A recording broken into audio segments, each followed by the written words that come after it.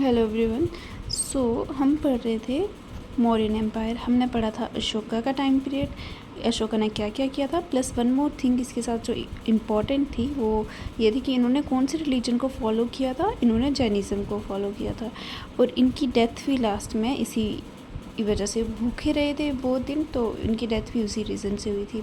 उसके बाद कौन, और इनके टाइम पे बहुत ट्रेड बहुत फ्लरिश किया था, एग्रीकल्चर बहुत रेगुलेट हुई थी एंड बहुत अच्छी चेंजेस आई थी। हर चीज़ प्रॉपरली मेंटेन की गई थी, हर चीज़ का बहुत डेवलपमेंट हुई थी इनके टाइम पे।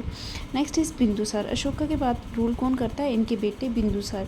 तो बिंदुसार कब से कब तक रूल करते हैं? 298 BC टू 273 BC। और ये बिंदुसार ये चंद्रगुप्त मौर्य के बेटे थे। तो बिंदुसार को ग्रीक कहते थे अमित्रोचेट्स। ठीक है, अमित्रोचेट्स एक संस्कृत वर्ड अमित्र घाट से निकला हुआ है, जिसका मतलब होता है slayer of voice. And then ये जो है बिंदुसार जो हैं वो किसको पैट्रोनाइज करते थे? Ajivikas. Ajivikas are related to Mahavira Jainism. Next is Ashoka. तो अशोका ने कब से कब तक रूल, अशोक कौन थे? बिंदुसार के ही बेटे थे अशोक। इन्होंने कब से कब तक रूल किया था? 273 BC टू 232 BC इन्होंने रूल किया था। बुद्धिस्ट टेक्स्ट के अकॉर्डिंग जब अशोका जो सन है बिंदुसार के वो बॉर्न हुए थे तो उनकी मम्मा बहुत खुश हुए थे उनको देख के, और इसलिए उन्होंने उनका नाम रखा था Ashoka, which means without sorrow. ठीक है। एंड फिर क्या होता है, जब बिंदुसार की डेथ हुई थी तो उसके बाद थ्रोन के लिए बहुत सारे वॉर्स हुई थी, बहुत सारा स्ट्रगल करना पड़ा था इनको थ्रोन पे बैठने के लिए। तो इन्होंने ऐसे कहा जाता था कि अपने 99 ब्रदर को मारा था और लास्ट वाले को स्पेयर कर दिया था, तीसरा को।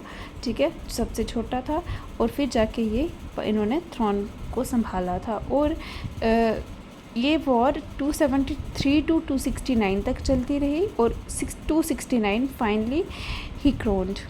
एंड अशोका जो थे और इनके टाइम पे ही मौर्यन एम्पायर ख़त्म होने पे आ गया था। फर्स्ट टाइम जो पूरे सब कॉन्टिनेंट में वो पूरा का पूरा इनके कंट्रोल में आ गया था, imperial control. Okay. And Ashoka ने फिर कलिंगा की वॉर भी लड़ी। कब लड़ी? ये 261 BC में। ये 9th ईयर ऑफ अपने पूरे 9 साल जब से वो राज सिंहासन पे बैठे थे उनमें फर्स्ट ये बड़ी वाली वॉर ये इन्होंने कलिंगा वॉर लड़ी थी। कब? 261 BC से। और इन्होंने धम्मा को फॉलो किया, बुद्धा के जो गौतम बुद्धा का जो धम्मा था उसको फॉलो किया था इन्होंने। और इन्होंने उसको इस वॉर के बाद उन्होंने ये भी डिसाइड किया था कि क्योंकि बहुत ज़्यादा ब्लड शेड हुआ था, बहुत ज़्यादा ये सब देख के उनके मन में आया था कि अब ये वॉर्स वगैरह नहीं होंगी आफ्टर ऑल। लेकिन रिज़ल्ट ये हुआ था इस वॉर का कि ये जीत गए थे अशोका का धम्मा जो है वो क्या कहता है कि हर एक इंसान को बहुत अच्छे से बिहेव करना चाहिए, और जो अच्छे से बिहेव करता है वो स्वर्ग में जाता है। ठीक है, उन्होंने ये कभी भी नहीं कहा था कि उसको निर्वाण मिलेगी, जो कि बुद्धिस्ट टीचिंग का गोल था। फिर अशोका का धम्मा जो है वो कहता है कि आपका ऑब्जेक्टिव क्या है? आपको अपने पेरेंट्स को फॉलो करना है, अपने एल्डर्स की रिस्पेक्ट करनी है, ब्राह्मण्स की रिस्पेक्ट करनी है, जो बुद्धिस्ट मॉन्क्स हैं उनकी रिस्पेक्ट करनी है, और जो भी स्लेव्स और सर्वेंट्स हैं हमें उन पर दया दिखानी है। तो ये अशोका का धम्मा कहता था। देन उसके बाद कौन आ जाता है? उसके बाद आते हैं लेटर मौर्यस। लेटर मौर्यंस आते हैं 232 टू 185 BC।